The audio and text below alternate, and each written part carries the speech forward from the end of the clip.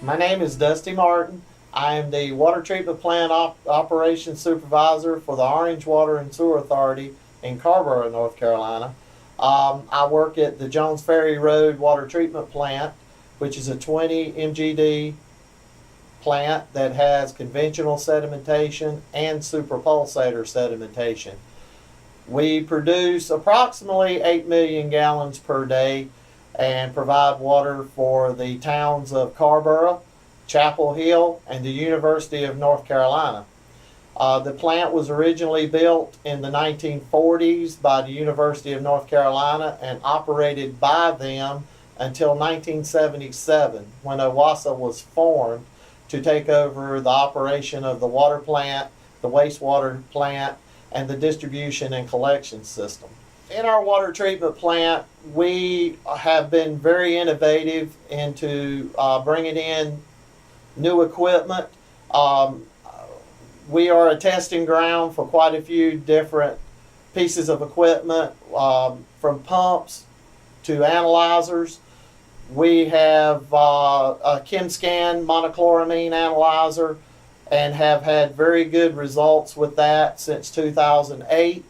We have an OI analytical online TOC analyzer, which is a reagentless analyzer that was initially developed for the International Space Station. And we've received very good results from that. We are one of the few plants around that use quite a large amount of powdered activated carbon for TOC removal, along with large amounts of potassium permanganate. And because of our background with potassium permanganate, when new carbon companies come out with new carbon, I have usually do the tests for them and make the determination if it's worth production or not. So they look for us for that. We also work with the University of North Carolina and North Carolina State University to provide testing grounds for different treatment processes and controlling contaminants in the water. Our plant is one of two plants in North Carolina that recycle all of our processed water. Our plant in the city of Raleigh, all of our backwash water, all of our processed water, our solids removal, all the processed water from that, we clean up through upflow clarifiers, and we recycle that back to the headworks of the plant. The public water supply has fairly strict standards on that process. We have to maintain a maximum turbidity level that we can't exceed.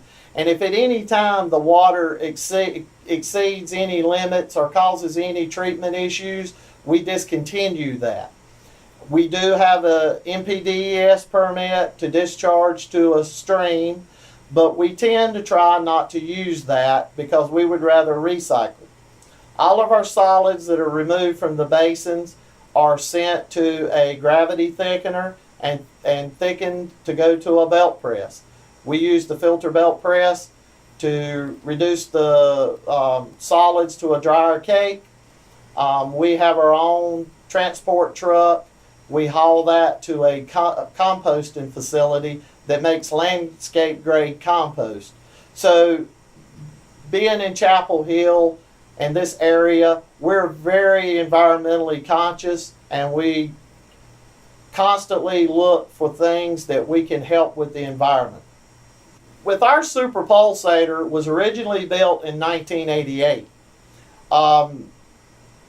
That is the first superpulsator, so serial number 1 for superpulsator in North Carolina.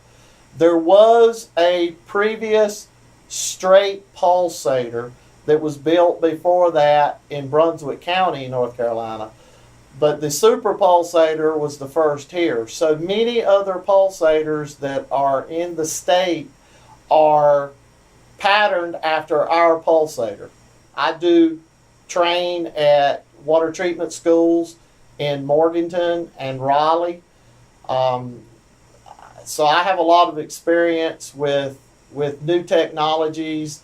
Again, my plant is sort of a leader in the area for TOC reduction, disinfection byproduct reduction, and just trying new technologies that that help other water plants. And I do receive calls from many different areas of the United States asking about those technologies that we've helped develop.